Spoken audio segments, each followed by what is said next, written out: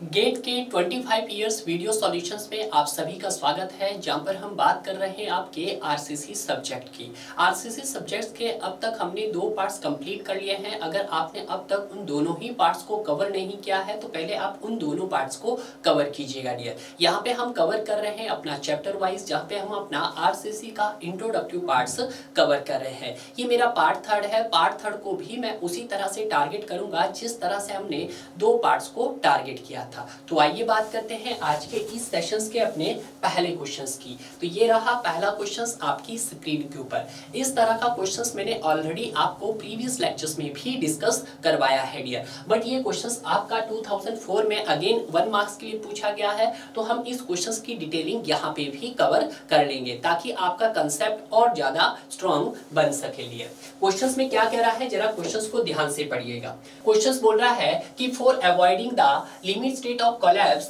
the safety of RCC structure is checked for appropriate combination of dead loads, imposed load और live load. मैंने आपको पहले भी कहा था कि जो आपके पास लाइव लोड होता है उसको हम एज ए इम्पोज लोड भी बोलते हैं। क्लियर है? Wind load and earthquake load, which of the flowing load combination is not consider.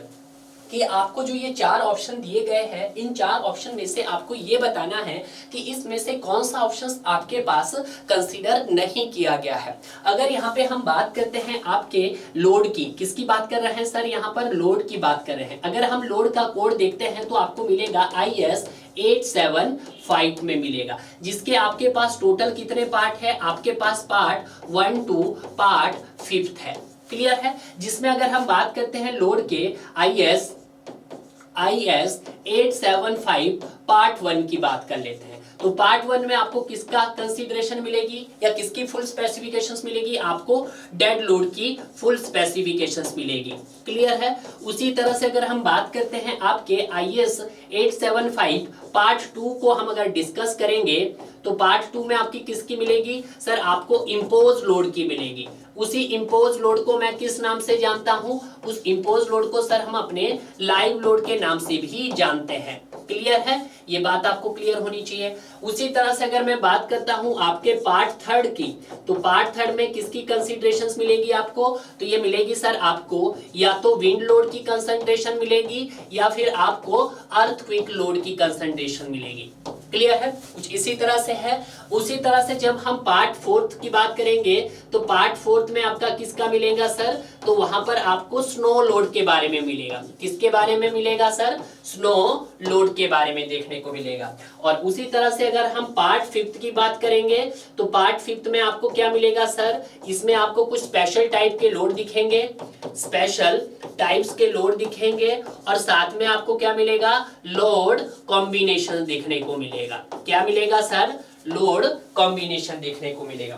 तो ये भी कभी कभी अगर आपके एजे को भी टारगेट कर रहे हो तो इस तरह के क्वेश्चंस वहां पे पूछे जाते हैं डियर। क्लियर है? अब कुछ इसका हम एक टेबुलर फॉर्म में देखना चाहेंगे, क्योंकि यहाँ पे किससे बात कर रहा हो? लिमिट स्टेट ऑफ कोलैप्स की बात कर रहा है। मैंने आपको पहले भी बताया था कि जब हम किसकी बात करते हैं सर? लिमिट स्टेट मेथड की बात करते हैं तो इसके साथ 2 पार्ट्स में इसको डिवाइड किया जाता है। एक होता है लिमिट स्टेट ऑफ कोलैप्स जिसको LSC बोलते हैं, और दूसरा होता है लिमिट स्टेट ऑफ सर्विसिबिलिटी।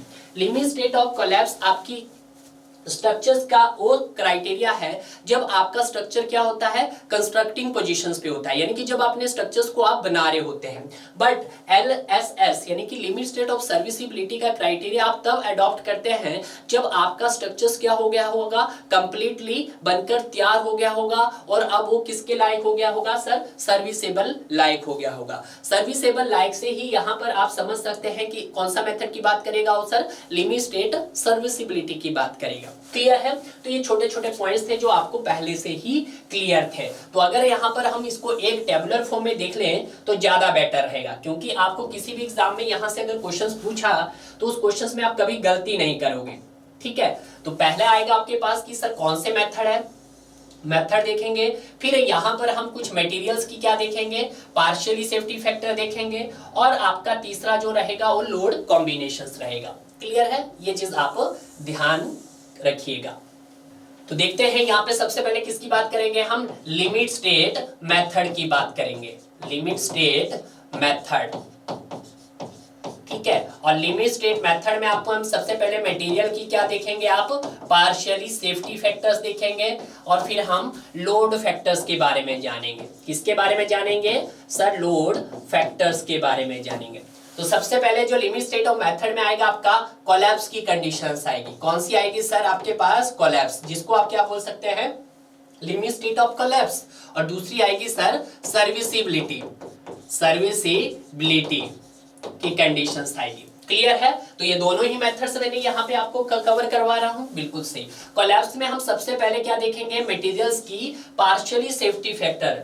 अब देखिएगा, जब हम वर्किंग स्ट्रेस मेथड की बात करते थे तो वहां पे हम एज ए जो फैक्टर ऑफ सेफ्टी अप्लाइड करते थे to find out the allowable stresses के लिए। बट जब हम लिमिट स्टेट मेथड की बात करते हैं तो यहाँ पे हम किसका यूज करते हैं, पार्शियली सेफ्टी फैक्टर का यूज करते हैं for the design of structures के लिए। क्लियर है। तो ये देखिएगा, अगर यहाँ पे हम मटेरियल में सबसे पहले किसकी देखते हैं sir, partially safety factor gamma C बोलते हैं जिसको, वो आपके पास कितना होता है, कंक्रीट का 1.5 होता है और आपका स्टील का कितना होता है, मैं पूरा ही लिख देता हूं, गामा सी की जगह मैं यहाँ पे क्या लिख देता हूं आपको, कंक्रीट की जो कंक्रीट है आपके पास, कंक्रीट की जो फैक्टर ऑफ सेफ्टी होती है पार्शियली सेफ्टी फैक्टर, मैं इसको ब्रैकेट में लिख रहा हूं, पार्शियली सेफ्टी फैक्टर कितना होता है आपके पास 1.5 होता है। उसी तरह से जब मैं स्टील की बात करता हूं, स्टील की पार्शियली सेफ्टी फैक्टर की बात करते हैं तो कितना होता है सर आपके पास 1.15 होता है।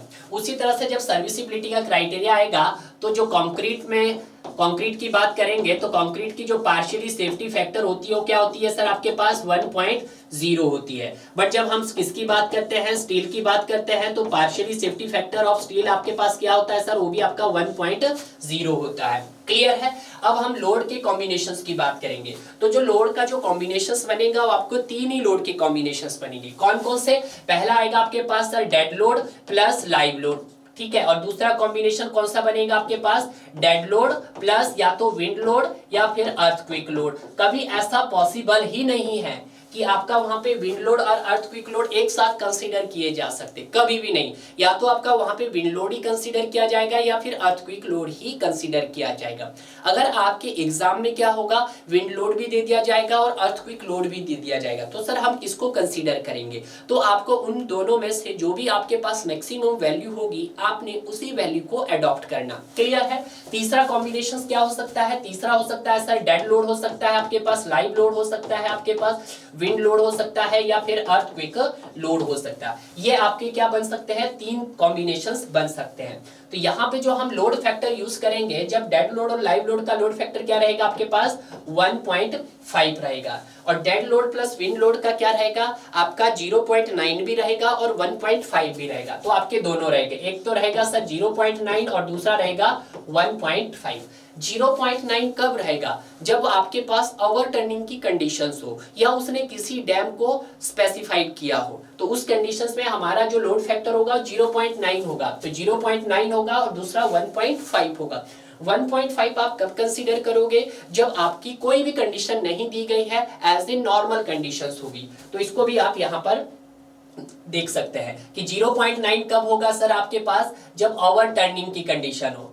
कब हो सर, ओवर टर्निंग की कंडीशन हो या उन्होंने किसी भी प्रकार का डैम स्पेसिफाइड किया हो। और 1.5 कब आएगी सर, जब हमारे पास नॉर्मल कंडीशंस हो। कैसी कंडीशन हो आपके पास, नॉर्मल कंडीशंस हो। क्लियर है। अब बचता है लास्ट, तो लास्ट में आपका तीनों का कॉम्बिनेशन आता है। जब तीनों का कॉम्बिनेशन आता है तो उसका लोड फैक्टर कितना रहेगा सर, 1.2 रहेगा। डेड लोड का भी 1.2, लाइव लोड का भी 1.2, विंड लोड और अर्थक्वेक का भी 1.2 रहेगा। तो यहाँ पे जो इसने बात की हो ऐसे कोलैप्स बात की है, तो क्यों ना हम इसी कोलैप्स को यहाँ पे चेक करके देखें। बिल्कुल सही। तो पहला बोला सर 0.9 डेड लोड हो सकता है, तो देखिएगा 0.9 डेड लोड हो सकता है, जी हो सकता है। 1.5 विंड लोड हो सकता है, तो यस, या तो 1.5 होगा या 0.9 होगा, तो यस। तो पहली वाली जो स्टेटमेंट है वो आपके पास ट्रूली है।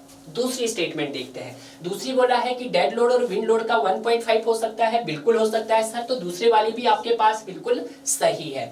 अब हम देख लेते हैं सी स्टेटमेंट। सी ऑप्शंस में क्या बोला है कि डेड लोड 1.5, विंड लोड 1.5 और आपके पास अर्थक्वेक 1.5। देखिएगा कभी भी लोड जब आप कॉम्बिनेशंस कंडीशंस में बना रहे हो तो विंड लोड और अर्थक्वेक लोड में से आपको एक ही लोड कंसीडर करना पड़ेगा। दोनों लोड को आप एक साथ कभी भी कंसीडर नहीं कर पाओगे। तो ये वाला ऑप्शन आपका क्या हो गया सर, गलत हो गया है। क्लियर है। उसी तरह से लास्ट ऑप्शंस की बात करते हैं, 1.2 डेड लोड, 1.2 इंपोज्ड लोड या लाइव लोड या 1.2 विंड लोड। तो यस, ये वाली स्टेटमेंट भी आपके पास क्या है, बिल्कुल सही है। उसने तो पूछा है कि कौन सी आपके पास कंसीडर नहीं की जाती है, तो कौन सी कंसीडर नहीं की जाती है सर, सी। क्यों नहीं कंसीडर की जाती है, क्योंकि दोनों ही लोड की पॉसिबिलिटी कभी भी एक साथ नहीं बन सकती, आपके विंड लोड और अर्थक्वेक लोड की। क्लियर है। सिंगल टाइम में आपके पास एक ही लोड कंसीडर किया जाता है।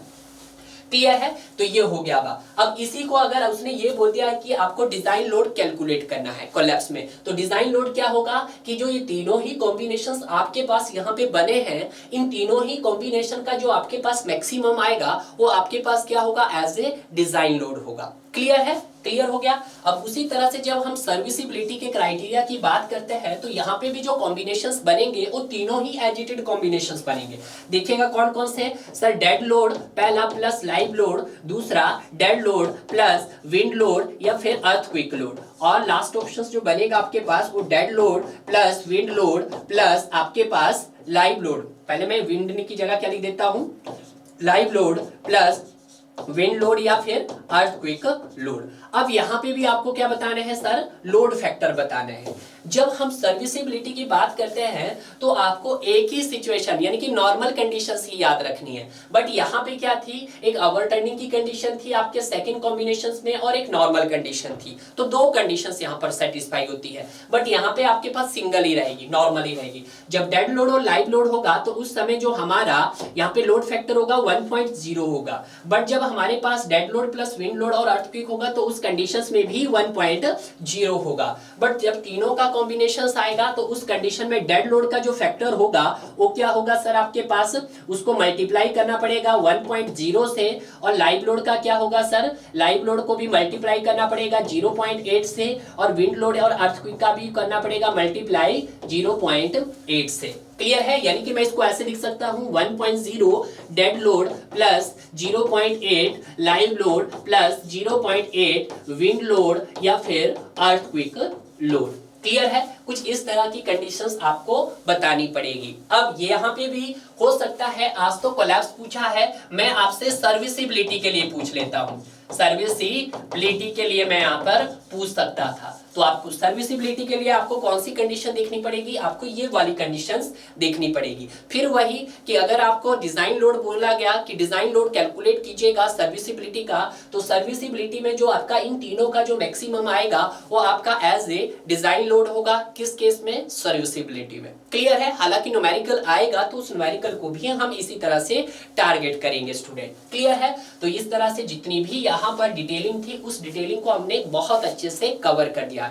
मेरा जो टास्क रहता है कि जितना भी आपके पास बोर्ड में ये स्पेस है मैं ज्यादा से ज्यादा इसको कंप्लीट करूं। क्यों, ताकि आपकी रिवीजन बहुत अच्छे से हो जाए। क्वेश्चन के साथ रिवीजन होना ही काफी इंपॉर्टेंट है डियर। क्लियर है। अब मूव करते हैं हम अपने नेक्स्ट क्वेश्चन की तरफ। नेक्स्ट क्वेश्चंस, अगर आपने प्रीवियस क्वेश्चंस अच्छे से किया है तो नेक्स्ट क्वेश्चंस भी आप कर लोगे। देखिएगा यहाँ पे हमने मटेरियल्स की कुछ पार्शियली सेफ्टी फैक्टर देखी है। क्लियर है। और आपको यहाँ पर एक चीज क्लियर भी हुई होगी कि जो कंक्रीट का जो पार्शियली सेफ्टी फैक्टर लिया गया है सर, वो ज्यादा लिया गया है as compare to steel. Sir ऐसा क्यों है, ये क्वेश्चंस इंटरव्यू में पूछा जाता है। तो इसी के बेस पर अगला क्वेश्चन है जो आपका 2005 में 1 मार्क्स के लिए पूछा गया था। क्वेश्चंस क्या पूछा गया था कि partially factor of safety for concrete as पर IS 456/2000। यहाँ पे इसने किसकी बात की है, पार्शियली फैक्टर ऑफ सेफ्टी बोलो या पार्शियली सेफ्टी फैक्टर बोलो, यानी कि इसने कौन से मेथड को डिस्कस किया, यहाँ पर LSM मेथड को डिस्कस किया। तो LSM मेथड्स के अंदर जब यहाँ पे कोई कंडीशन नहीं दी है उसने, ना तो उसने ये बोला कि लिमिट स्टेट मेथड्स में वो सर कोलैप्स की कंडीशन है या सर्विसिबिलिटी की कंडीशन है, तो उस केस में आप उसको एज ए कोलैप्स की कंडीशन ही कैलकुलेट करेंगे। और कोलैप्स की कंडीशन में जो आपका कंक्रीट का जो पार्शियली सेफ्टी फैक्टर होता है वो 1.50 होता है। तो ये किसका है सर, आपका कंक्रीट का होता है। बट जब स्टील की बात करते हैं तो स्टील का क्या होता है सर, 1.15 होता है। कुछ यही देखा होगा आपने, बिल्कुल देख लेते हैं प्रीवियस स्लाइड में, ये देखिएगा 1.15। इसको भी क्यों ना हम एक टेबुलर फॉर्म में आपको बता दिया जाए तो ज्यादा बेटर होगा। क्लियर है। तो ये देखिएगा यहाँ पर सबसे पहले हम यहाँ पे बात करेंगे आपके मेथड्स की, कौन कौन से मेथड है। फिर यहाँ पर देखेंगे हम मटेरियल्स की, देखेंगे एलएसएम के केस में, और यहाँ पे देखेंगे हम डब्ल्यूएसएम के केस में। ठीक है, तो यहाँ पे हम लिखेंगे पहले मटेरियल्स,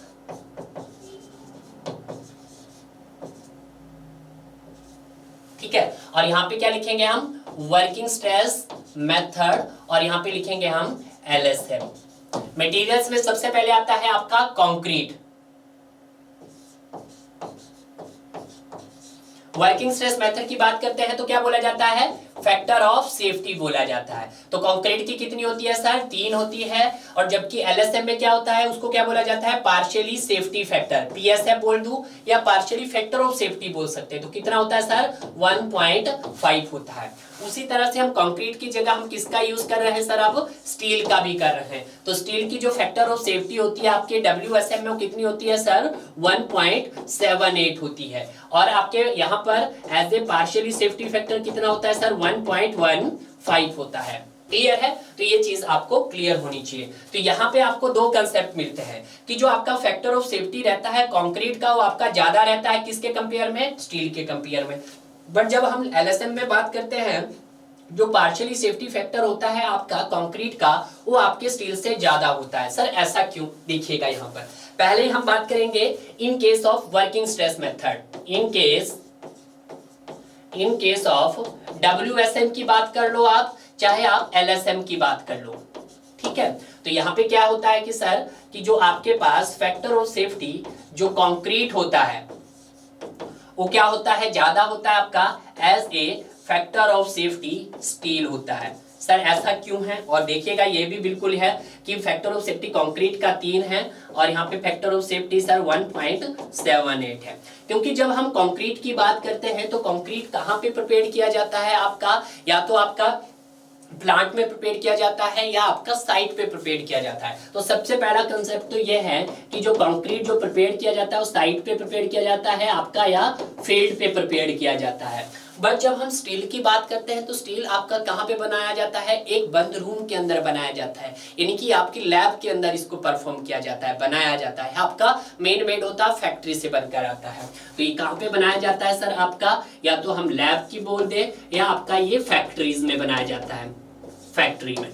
ठीक है, अब क्या होता है, जब कोई चीज हम साइट पे कर रहे होते हैं तो साइट पे बहुत सारे ऐसे फैक्टर अफेक्टिंग होते हैं जो कंक्रीट को अफेक्ट करते हैं। क्लियर है, जैसे आपने क्या किया है, कंक्रीट की आपने प्रॉपर प्रोपोर्शंस नहीं किया होगा। अगर आपने बाई चांस उसकी प्रॉपर प्रोपोर्शनिंग की होगी तो हो सकता है आपने उसको अच्छे से वहां पे उसकी प्लेसिंग नहीं की होगी, ट्रांसपोर्टेशन नहीं किया होगा, टैंपिंग नहीं की होगी, आपने प्रॉपर क्यूरिंग नहीं की होगी। कोई ना कोई वहां पर आपके ऐसे फैक्टर हो सकते हैं जो कंक्रीट को क्या कर सकते हैं, आपके अफेक्ट कर सकते हैं। क्लियर है, आपका वेदर हो सकता है, वेदर फिनोमिना हो सकता है जो आपके कंक्रीट को अफेक्ट कर सकता है। बट जब आप क्या करते हैं, स्टील की बात करते हैं, तो स्टील एक ऐसा मटेरियल है जिसको प्रिपेयर किया जाता है एक लैब के अंदर और एक फैक्ट्रीज के अंदर, जहां पे क्या होता है, हर चीज उसके हिसाब से होती है। वहां पे जो वेदर की जो कंडीशंस होती है वो भी आपकी क्या रहती है, एज ए बेस्ट रहती है। क्योंकि यहाँ पे जब आप फील्ड पे काम कर रहे हो तो ऐसा तो जरूरी नहीं है कि जो आज का क्लाइमेट रहेगा वो कल का भी सेम रहेगा। हो सकता है आज आपने वहाँ पे कंक्रीटिंग की होगी, कल आपको वहाँ पे उसी स्टेज पे दूसरी कंक्रीटिंग करनी है, तो जो आज का क्लाइमेट का वहाँ पे व्यू है वो कल थोड़ी नहीं हो सकता है उसमें चेंजेस आ सकते हैं। तो बहुत सारे ऐसे फैक्टर्स हैं जो आपको मद्देनजर रखते हुए कंक्रीट के हम जो फैक्टर ऑफ सेफ्टी क्या रखते हैं, ज्यादा रखते हैं। क्यों रखते हैं, क्योंकि उसको हम साइट पे प्रिपेयर करते हैं। क्यों, इससे क्या होता है, क्योंकि जो आपके पास वहां पे जो मटेरियल होता है उसका क्वालिटी कंट्रोल उतना अच्छा नहीं होता है। तो हम लिख सकते हैं quality control is not good. But जब हम बात करते हैं आपके स्टील की, तो स्टील का क्या रहता है, जो क्वालिटी कंट्रोल रहता है वो बहुत अच्छा रहता है। क्या रहता है सर आपका, quality control is good.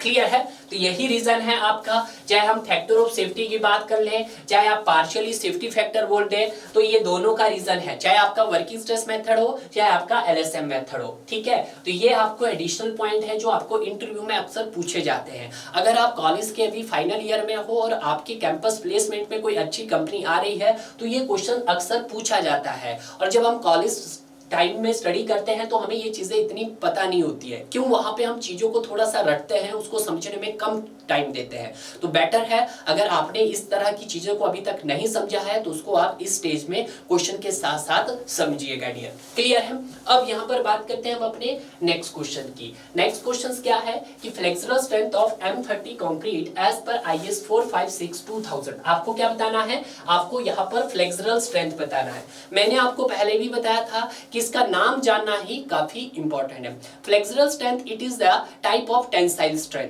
Clear है? तो ये आप जान दीजिएगा। तो यहाँ पे हम किसकी बात करेंगे? आपकी टेंसाइल स्ट्रेंथ ऑफ कंक्रीट की बात करेंगे। Tensile strength of concrete. तो ये तो सभी जानते हैं कि जब हम क्या करते हैं आपकी आरसीसी स्ट्रक्चर्स में क्या करते हैं कि concrete does not have any tensile strength, कि जो हमारे पास क्या होता है सर, जो कंक्रीट होता है, concrete does not have any tensile strength. उसके पास किसी भी तरह की टेंसाइल स्ट्रेंथ नहीं होती है। It is taken as zero. It is taken as zero. ठीक है, बट आईएस कोड ने टेंसाइल स्ट्रेंथ को एज ए रिकमेंडेड किया है आपके पास फ्लेक्सुरल स्ट्रेंथ को। तो ये लिख लीजिएगा पॉइंट्स। बट आईएस कोड 456/2000 ने एज ए रिकमेंडेड नीड किया है आपकी फ्लेक्सुरल स्ट्रेंथ को। फ्लेक्सुरल स्ट्रेंथ को आप क्या बोल सकते हैं? फ्लेक्सुरल टेंसाइल स्ट्रेंथ भी बोल सकते हैं। फ्लेक्सुरल टेंसाइल स्ट्रेंथ भी बोल सकते हैं, और इसी को आप क्रैकिंग स्ट्रेंथ भी बोल सकते हैं। क्रैकिंग स्ट्रेंथ भी बोल सकते हैं।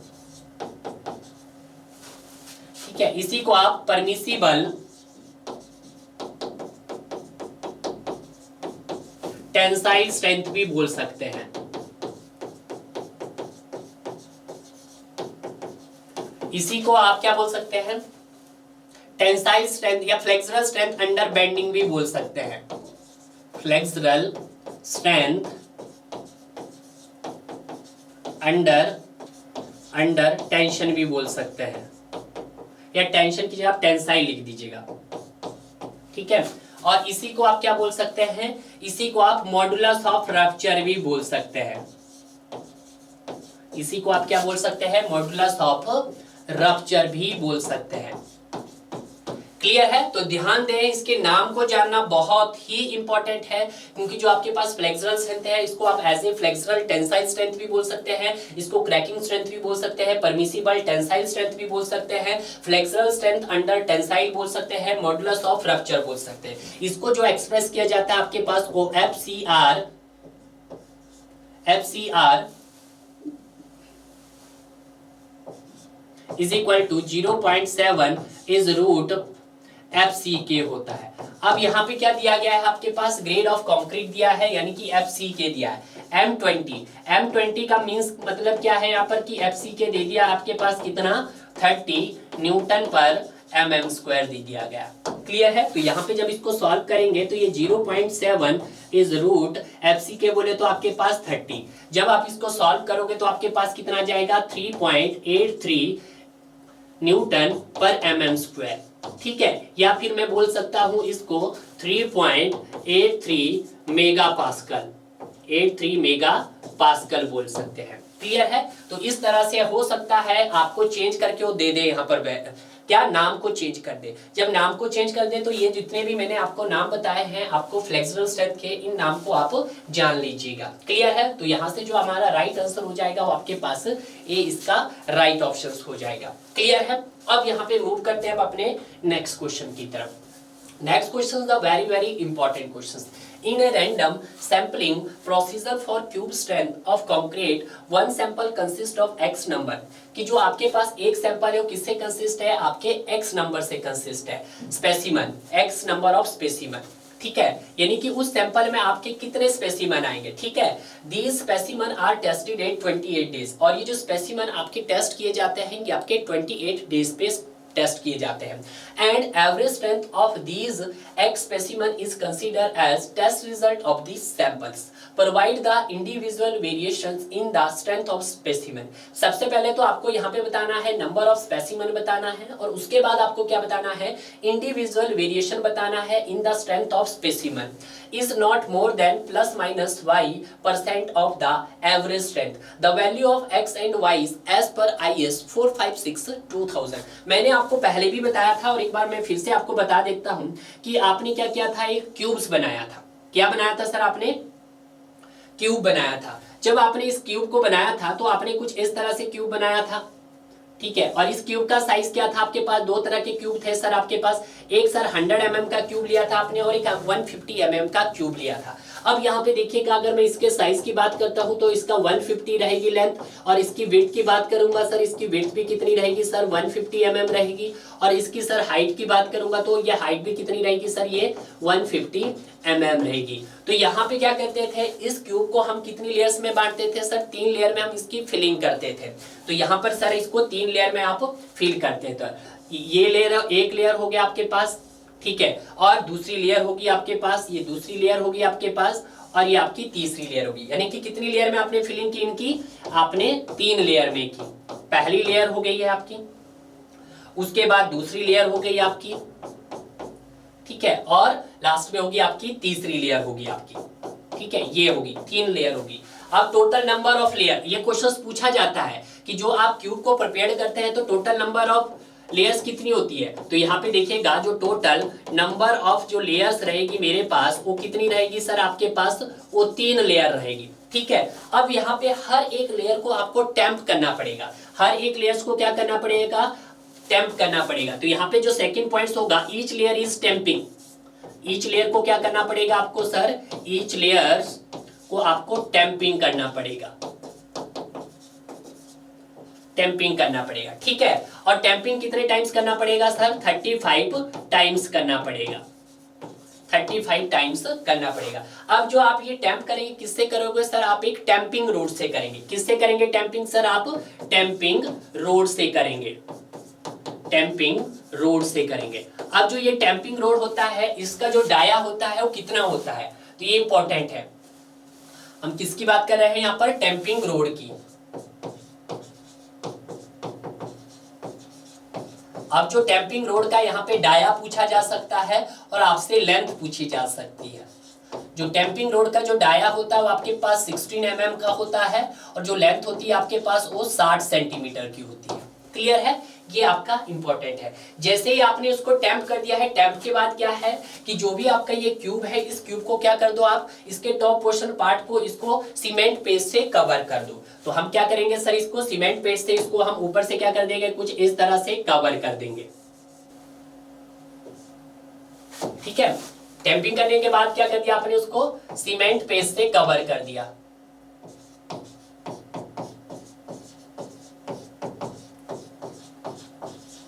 ठीक है। अब जब आपने इसको सीमेंट पेस्ट से कवर कर दिया तो इसके बाद आप क्या करेंगे? वैसे ही मैं बता चुका हूं। अब सीमेंट पेस्ट करने के बाद इसको आप क्या करोगे? अपने जो भी आपका ये मोल्ड है, इस मोल्ड को आप क्लोज्ड कर देंगे, क्लोज्ड दी मोल्ड। कितने टाइम्स के लिए कॉल करेंगे आप? 24 प्लस माइनस हाफ आवर्स के लिए करेंगे। अब जैसे ही आपने इसको 24 घंटे के लिए इसको क्या कर दिया? आपने बंद करके रख दिया है। उसके बाद इसको क्या करेंगे सर? ओपन करेंगे। ओपन आफ्टर दी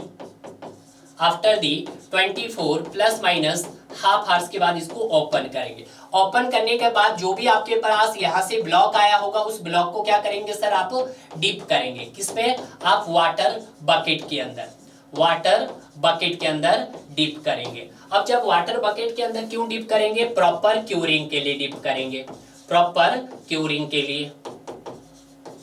ठीक है, अब डिप कर दिया है तो जो आपका जो टेम्परेचर जो मेंटेन रहना चाहिए वो कितना मेंटेन रहना चाहिए आपके पास यहाँ पर? वो 27 प्लस माइनस 2 डिग्री सेल्सियस रहना चाहिए। अगर हम बात करते हैं इसकी ह्यूमिडिटी की, अगर हम बात करते हैं इसकी ह्यूमिडिटी की, तो इसकी ह्यूमिडिटी आपके पास 90% रहनी चाहिए। ठीक है, बट आपको क्या करना है? आपको स्ट्रेंथ चेक करनी है अब अपने क्यूब की, स्ट्रेंथ चेक करनी है आपको किनकी? जो आपके क्यूब के अंदर जो ब्लॉक निकले हैं। ये कब चेक करनी है आपको? आपको after 7 days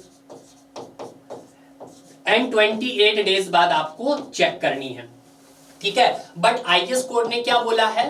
but IS code ने आपको बोला है कि ओनली 28 डेज बाद, 28 डेज बाद आपको क्या करना है? आफ्टर स्ट्रेंथ चेक करना है, आफ्टर स्ट्रेंथ चेक करना है। किसकी स्ट्रेंथ चेक करना है आपको?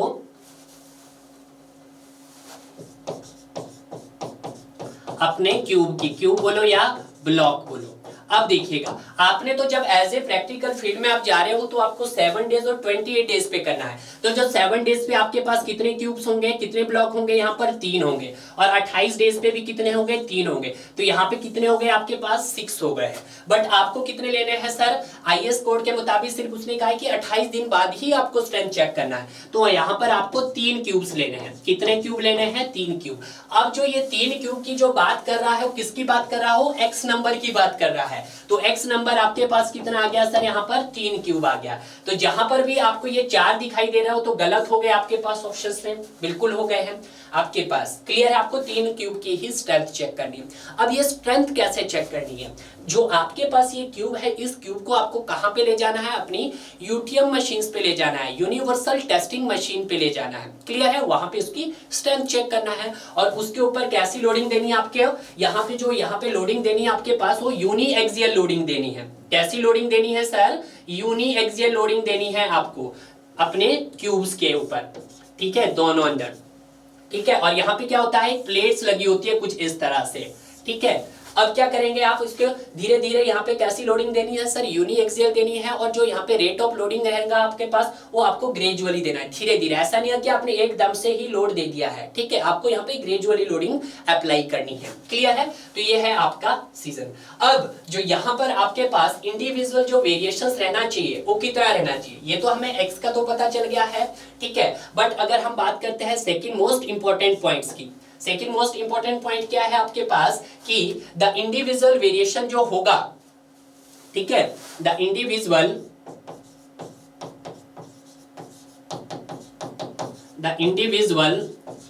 वेरिएशन जो होगा इन तीनों क्यूब का आपको क्या निकालना है? एवरेज निकाल देना है। जैसे मान लेते हैं एक्स में आपके पास एक ए आया होगा, एक बी आया होगा और आके आपके पास सी आया होगा। इन तीनों का क्या कर देना? आपने एवरेज निकाल देना है। ठीक है, आपके पास दैट इज कुछ इस तरह से। क्लियर है? और उसके बाद जो आपके पास इंडिविजुअल वेरिएशंस रहना चाहिए, शैल नॉट बी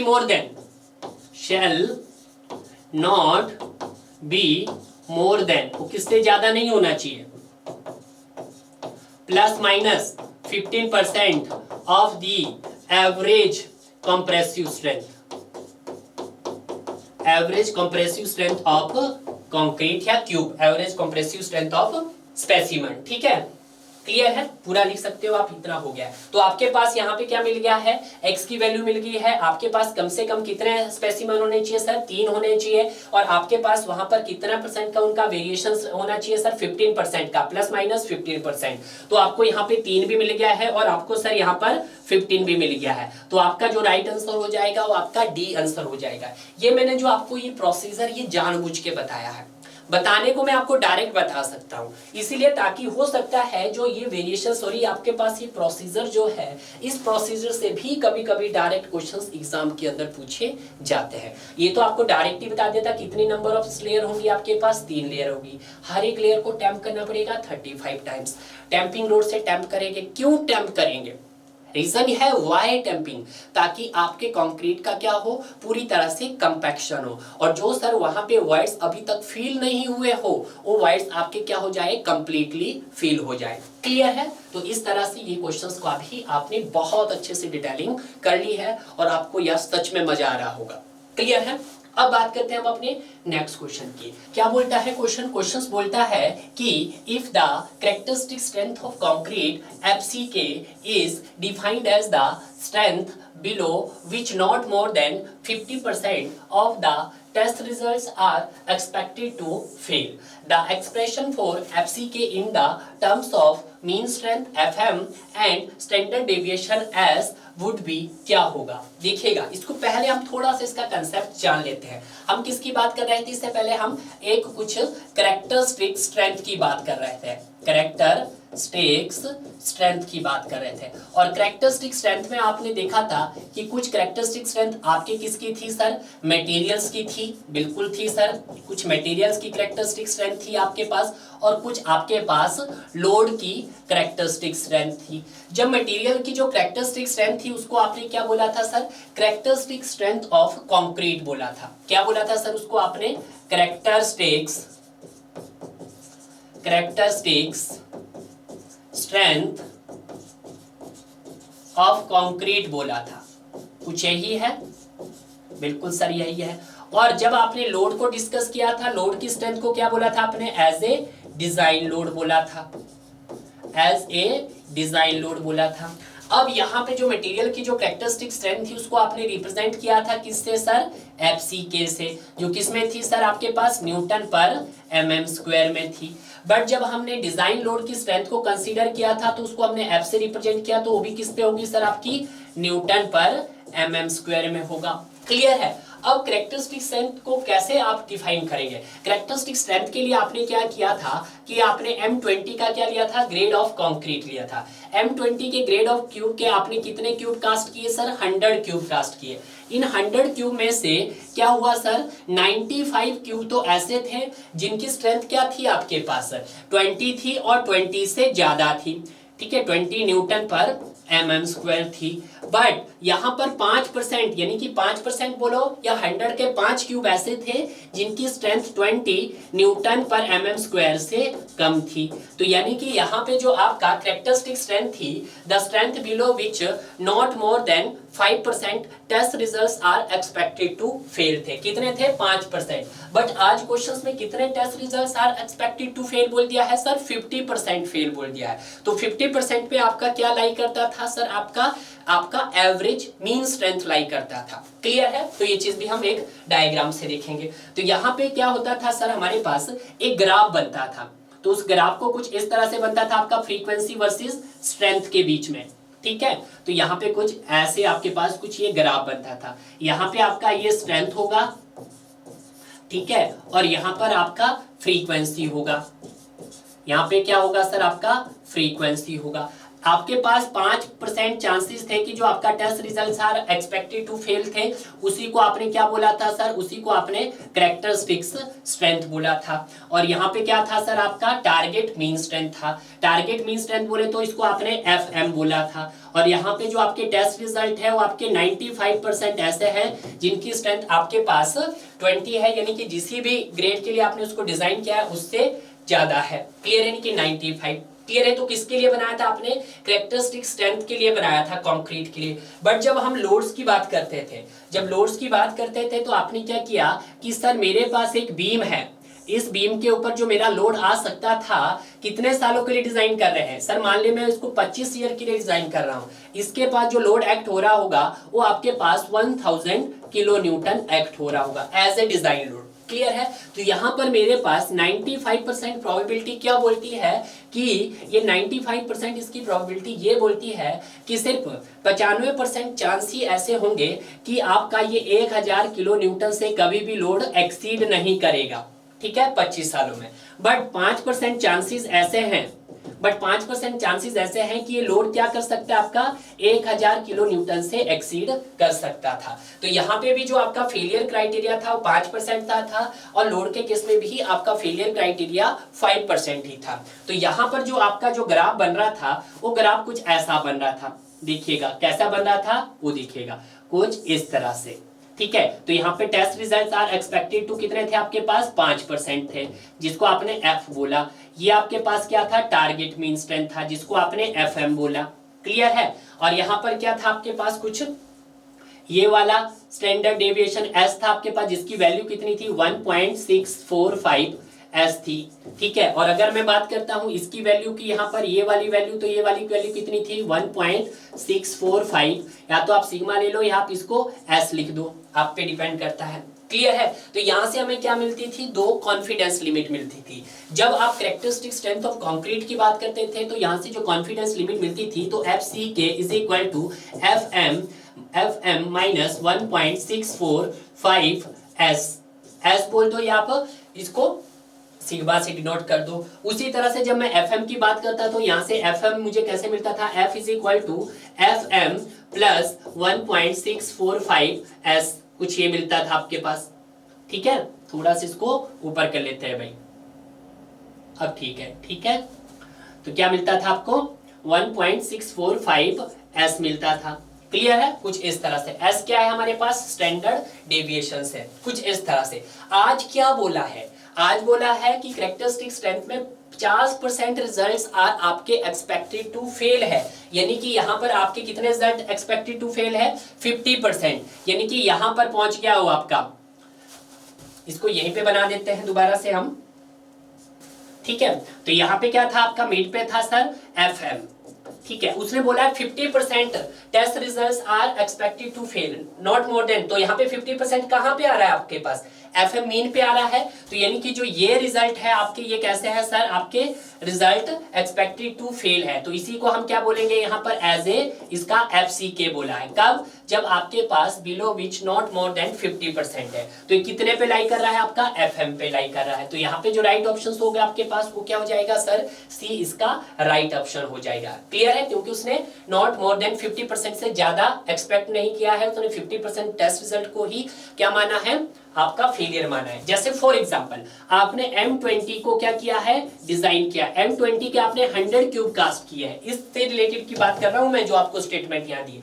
इस 100 क्यूब में से क्या होगा कि 50 क्यूब ऐसे होंगे जिनकी स्ट्रेंथ आपके पास 20 न्यूटन पर mm स्क्वायर से क्या होगी, या तो बराबर होगी या इससे ज्यादा होगी। और 50% क्यूब रिमेनिंग ऐसे होंगे जिनकी स्ट्रेंथ क्या होगी, 20 होगी, 20 न्यूटन पर mm स्क्वायर से क्या होगी, कम होगी। क्लियर है, ये इसने कहा है। तो ये कहां पे लाई करेगा आपका, ये आपका एफएम पे लाई करेगा, यानी कि एफएम बोले तो आपका टारगेट मीन स्ट्रेंथ, या आप इसी को बोल सकते हैं एवरेज मीन स्ट्रेंथ बोलते हैं। क्लियर है। और यहाँ पे जो आपके पास ये 2 लिमिट आती है, एक आता है FC K is equal to FM minus 1.645 S और F is equal to FM plus 1.645। इन्हीं को हम क्या बोलते हैं, इन्हीं को हम कॉन्फिडेंस लिमिट बोलते हैं। अब ये कई बुकों में इसको डायरेक्ट 1.65 भी लिखा है, तो आप कंफ्यूज नहीं होना है। ठीक है, आप 1.65 भी कर सकते हो, और आप चाहो तो 1.645 से भी इस क्वेश्चंस को फ्रेम कर सकते हैं। क्लियर है। तो यहाँ पे जो राइट ऑप्शन हो गया मेरे पास, वो आपका सी इज द राइट ऑप्शन हो गया है। क्लियर है। अब मूव करते हैं हम अपने नेक्स्ट क्वेश्चंस की तरफ।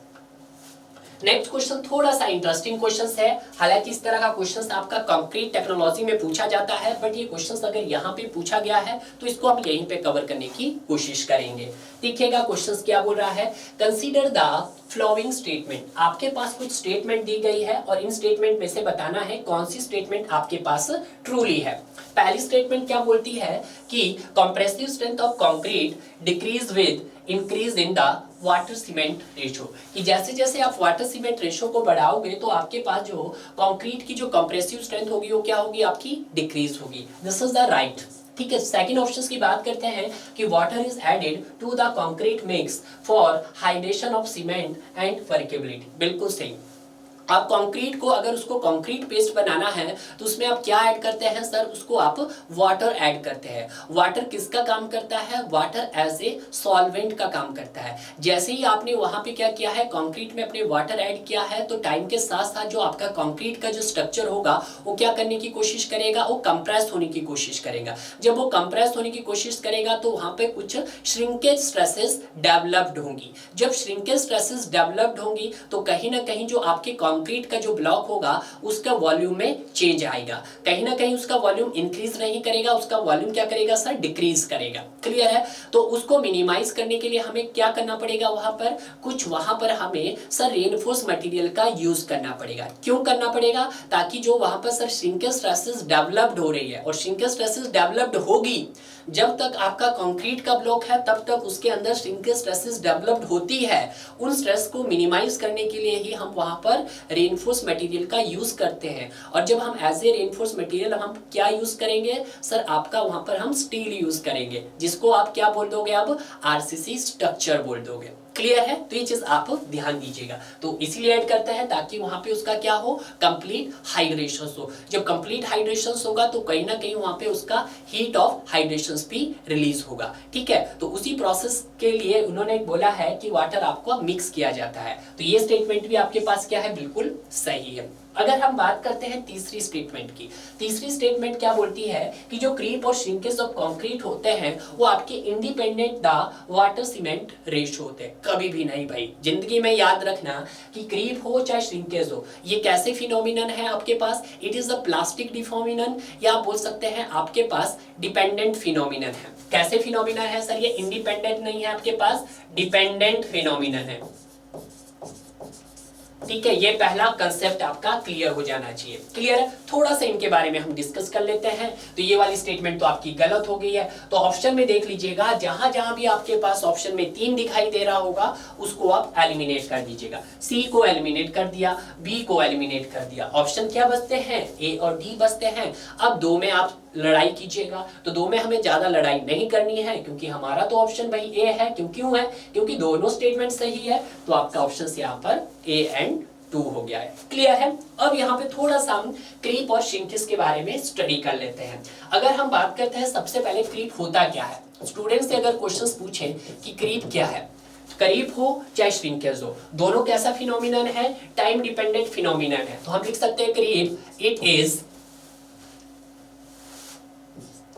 it is time dependent phenomenon।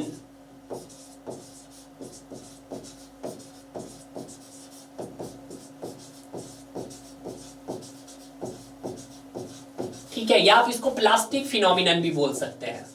मैं इसमें लिख देता हूं प्लास्टिक फिनोमिनन। क्लियर है? ये कब अकर्स होता है, which occurs due to continuously dead load.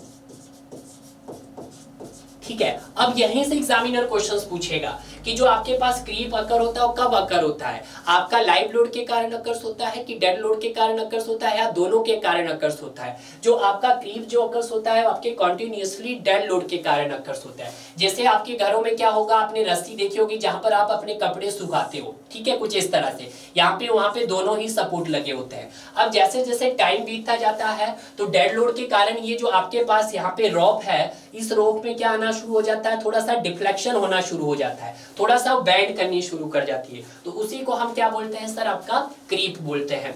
Clear है? अब क्रीप के बाद अगर हम बात कर लेते हैं किसकी, इसके स्टेजेस की बात कर लेते हैं। कभी कभी ये भी क्वेश्चंस में पूछ लिया जाता है कि क्रीप के कौन कौन से स्टेजेस होते हैं। तो ये भी देखिएगा क्रीप के स्टेजेस। क्रीप के जो स्टेजेस आते हैं, सबसे पहले आता है इलास्टिक स्ट्रेन। कौन सा स्ट्रेन आता है सर, आपका इलास्टिक स्ट्रेन आता है।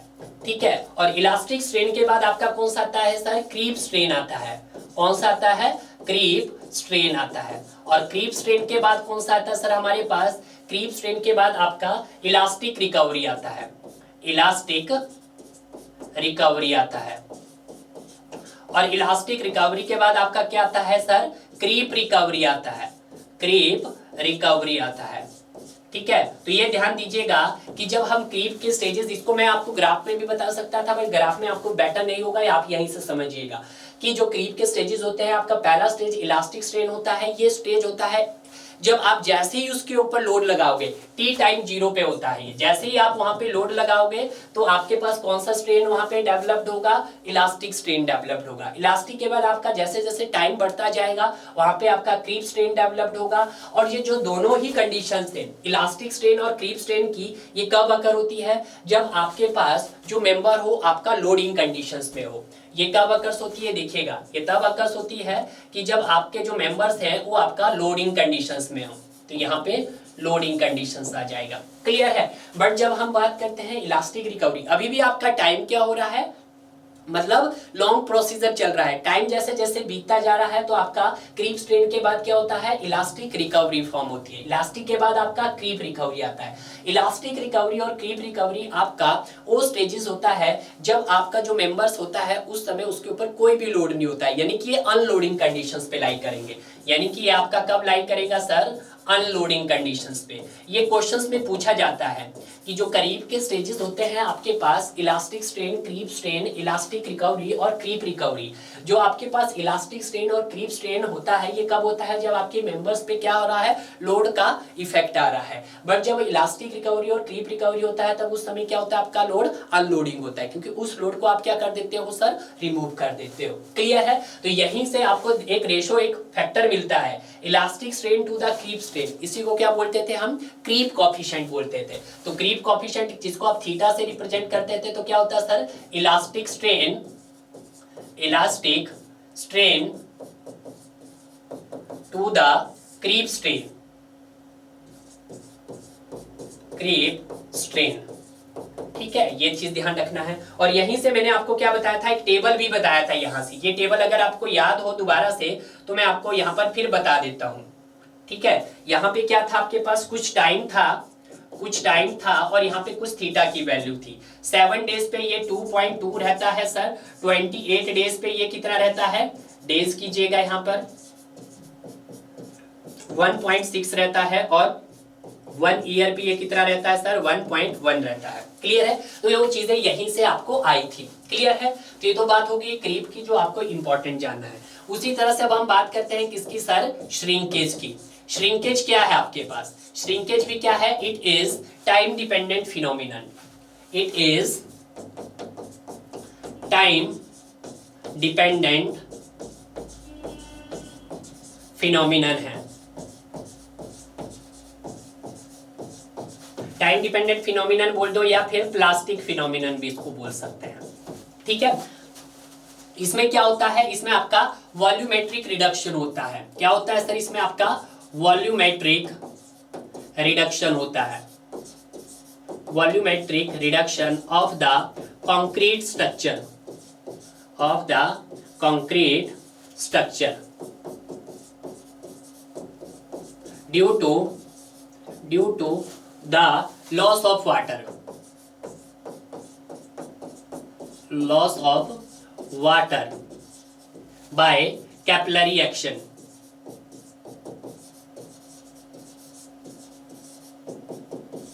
ठीक है, किसकी वजह से होता है आपका, बाय कैपिलरी एक्शन की वजह से होता है। अब ये भी क्वेश्चन पूछा जा सकता है कि जो लॉस ऑफ वाटर होता है वो किसकी वजह से होता है, वो आपका सीमेंट हाइड्रेशन की वजह से होता है, केमिकल हाइड्रेशन की वजह से होता है, और आपका एम्बिएंट टेम्परेचर की वजह से होता है। ठीक है, तो ये भी देख लीजिएगा कि जो हमारा sir loss of water due to occurs, वो किसके कारण होता है आपका, वो आपका होता है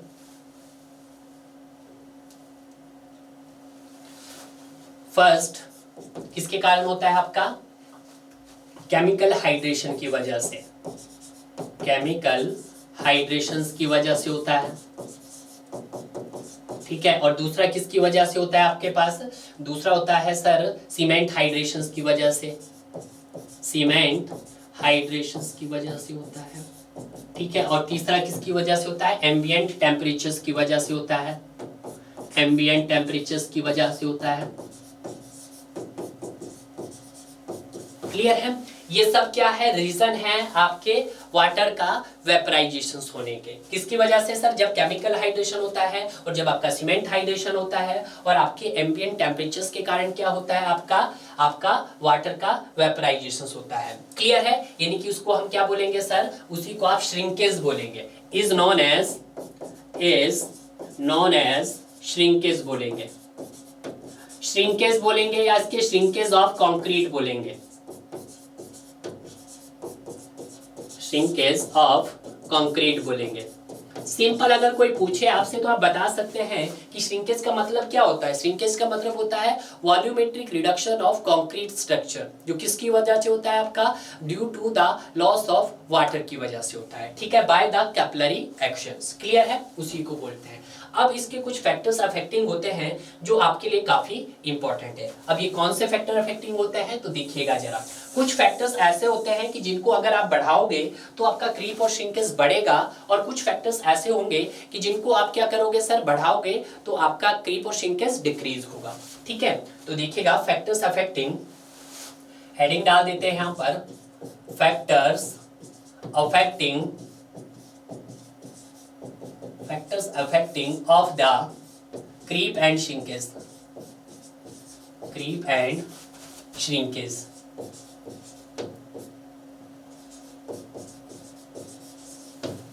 ठीक है।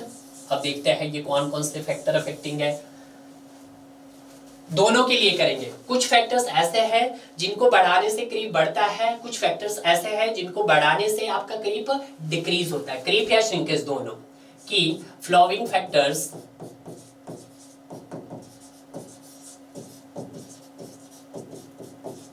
इज कंसीडर, कि कुछ फैक्टर्स ऐसे हैं कि जिनको आप इंक्रीज करेंगे तो आपका क्रीप एंड श्रिंकेज आपका क्या होगा, इंक्रीज होगा। ठीक है, अब देखिएगा ये कौन कौन से फैक्टर्स है भाई। सबसे पहले आता है आपका सीमेंट पेस्ट। क्या आता है सर, सीमेंट पेस्ट आता है। दूसरा आता है आपका water cement ratio, water cement ratio आता है। और तीसरा आता है आपके पास ambient temperature, ambient temperature.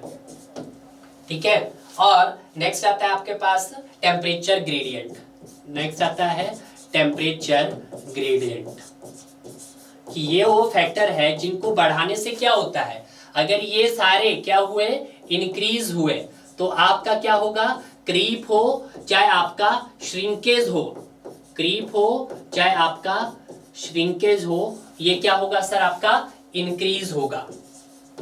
Clear है, ये तो हो गया ऐसे फैक्टर जिनको बढ़ाने से क्या होगा, आपका क्रीप और श्रिंकेज बढ़ेगा। अगर आपका सीमेंट पेस्ट बढ़ेगा तो क्रीप भी बढ़ेगा, श्रिंकेज भी बढ़ेगा। वाटर सीमेंट रेशो बढ़ाओगे तो क्रीप भी बढ़ेगा और श्रिंकेज भी बढ़ेगा। एम्बिएंट टेम्परेचर बढ़ाओगे तो क्रीप भी बढ़ेगा और श्रिंकेज भी बढ़ेगा। उसी तरह से टेम्परेचर ग्रेडियंट इंक्रीज होगा तो क्रीप और श्रिंकेज भी आपका इंक्रीज होगा। ये दूसरा आता है, कुछ ऐसे फैक्टर्स होते हैं, तो देखिएगा कुछ फैक्टर्स ऐसे होते हैं कि जिनके इंक्रीज होने से क्या होता है, आपका क्रीप एंड श्रिंकेज डिक्रीज होता है, श्रिंकेज क्या होता है, डिक्रीज होता है। क्लियर है, ये देखिएगा। अब ये कौन से फैक्टर हो सकते हैं, तो इसमें सबसे पहले हम बात करते हैं आपके दैट इज रिलेटिव ह्यूमिडिटी की। किसकी, रिलेटिव ह्यूमिडिटी।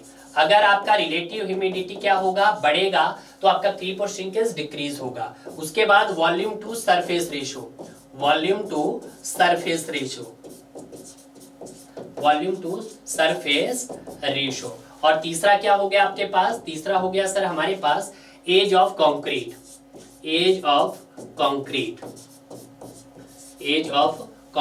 तो इनके सारे इंक्रीज होने पे, इनके इंक्रीज होने से क्या होगा, आपका चाहे आपका क्रीप हो एंड आपका चाहे श्रिंकेज हो, वो क्या होगा सर, आपका डिक्रीज होगा। क्लियर है, तो ये भी कभी कभी क्वेश्चंस अगर एग्जाम के अंदर पूछे जाएंगे तो आप इसका भी बहुत अच्छे से आंसर दे पाओगे डियर। तो इस तरह से जितने भी आपके पार्ट थर्ड में हमने क्वेश्चंस को टारगेट किया है उन सभी क्वेश्चंस को हमने बहुत अच्छे से कवर किया है। क्लियर है, हर एक क्वेश्चंस को हमने टॉपिक के साथ लिंक किया है। टॉपिक के जितने भी डाटास थे जो आपके एग्जाम ओरिएंटेड थे उन सभी डाटास को हमने यहाँ पर कवर किया है डियर। अब हम बात करेंगे आपके पार्ट फोर्थ के लिए, तो तब तक आप जितने भी मेरे पास 1 2 3 पार्ट्स कवर किया हमने गेट एग्जाम के क्वेश्चंस के, उनको बहुत अच्छे से कवर कीजिएगा और क्वेश्चन के साथ साथ जितने भी मैंने यहाँ पर आपको ये इंपॉर्टेंट पॉइंट्स बताए हैं इनको भी अपनी कॉपी में नोट डाउन करते जाइएगा। अगर आप ऐसा करोगे जब तक आपके पूरे आरसीसी के जितने भी क्वेश्चंस कवर हो जाएंगे गेट के, तो आपको ये चीज़ एनालाइज हो जाएगी कि सर हमारा 50 to 60% थ्योरी पार्ट्स कवर हो गया है। और ऐसे में वो स्टूडेंट जिन्होंने मेरा पेड कोर्स में आरसीसी को स्टडी किया होगा तो कहीं ना कहीं उनका रिवीजन भी यहाँ पर क्वेश्चन के माध्यम से बहुत अच्छा हो जाएगा डियर। तो तब तक जब तक हम अपने फोर्थ पार्ट्स को लेकर आते हैं तब तक आप इन तीनों पार्ट्स को पढ़ते रहिएगा और इसी तरह से आगे बढ़ते रहिएगा।